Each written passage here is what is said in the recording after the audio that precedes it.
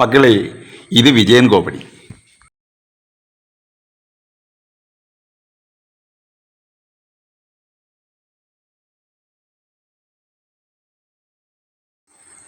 ഒരു പ്രസ്ഥാനത്തേക്ക് ഒരു ഇൻ്റർവ്യൂ നടത്തി ഒരുത്തിനെ എടുക്കണമെന്നും പറഞ്ഞ് ഞാൻ എത്ര ദിവസം കൊണ്ടിവിടെ കാത്തിരിക്കാമെന്നറിയും. എന്തെങ്കിലുമൊക്കെ കരുതി കാട്ടിക്കൂട്ടിയൊക്കെ പിള്ളേരുടെ ഞാനൊരു ഇൻ്റർവ്യൂ നടത്തി നോക്കുമ്പോൾ ഒരെണ്ണത്തിന് ഗുണമുള്ളതൊന്നും ഒരു എക്സ്പീരിയൻസ് വേണ്ട. എന്തോതിൻ്റെ ഒരുത്തൻ എൻ്റെ അടുത്ത് വന്ന് ചോദിക്കുക, ജോലി തരാതെ എങ്ങനെ എക്സ്പീരിയൻസ് ഉണ്ടാവുന്നതെന്ന്. അതും ശരി, അവൻ പറഞ്ഞത് കറക്റ്റാ.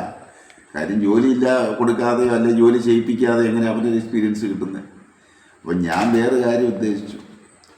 എന്തായാലും ഇൻ്റർവ്യൂ വന്ന ആളാണോ? അതെ സാർ. കയറി വരൂ. എവിടം വരെ പഠിച്ചു? എന്തോ സാർ, എന്താണ് സാർ, ഞാൻ MBA ഒക്കെ കഴിഞ്ഞതാണ്. എടുക്കാനാണല്ലോ അന്നേരം. അപ്പോൾ ഒരു കാര്യം ചെയ്യാം, ഞാൻ ഇയാളെ ഒന്ന് ഇൻ്റർവ്യൂ ചെയ്യട്ടെ. അപ്പോൾ ഇയാളെ പേരെന്തോടോ? സാർ എൻ്റെ പേര് രാമു. ഈ രാമുവിൻ്റെ അച്ഛൻ്റെ പേരെന്തുവാ? രാമുപിള്ള. രാമുവിൻ്റെ അച്ഛൻ്റെ പേര് രാമുപിള്ള എന്നോ? അത് ശരി. അപ്പൊ എല്ലാ രാമുമാരാണോ അവിടെ?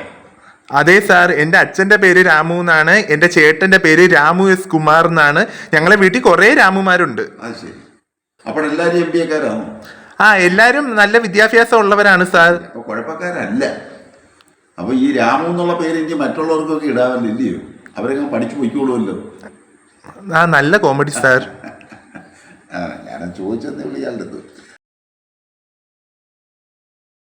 കറക്റ്റായിട്ടൊക്കെ ഉത്തരങ്ങളൊക്കെ പറഞ്ഞിട്ടുണ്ട്. എല്ലാവരും എനിക്ക് ഇഷ്ടപ്പെട്ടു. Thank you sir. അപ്പോൾ ഇയാളെ വിദ്യാഭ്യാസ രീതി അനുസരിച്ച് ഇയാളെ എന്തായാലും ജോലിക്ക് എടുത്തല്ലേ പറ്റൂ. അതെ സാർ. അത് വളരെ മിടുക്കനായതുകൊണ്ട് ഞാൻ ഇയാളെ ജോലിക്ക് വിളിക്കാം.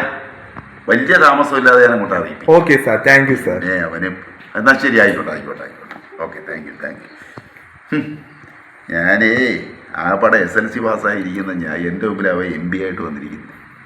ഞാനേ ഇവന് ഈ പണി മേടിച്ചങ്ങോട്ട് കൊടുത്തിട്ട് അവസാനം ഞാൻ ഇവിടുന്ന് അങ്ങ് ഇറങ്ങിപ്പോകേണ്ട ഒരവസ്ഥ വരും. അതുകൊണ്ട് അവന് ഞാൻ പണി കൊടുക്കുമെന്നുള്ള കാര്യം ഒരു കാരണവശാലും നടക്കത്തില്ല, ഞാൻ കൊടുക്കത്തുമില്ല. ഇന്റർവ്യൂവിന് അടുത്ത ആളുണ്ടോ? ഉണ്ട് സാർ.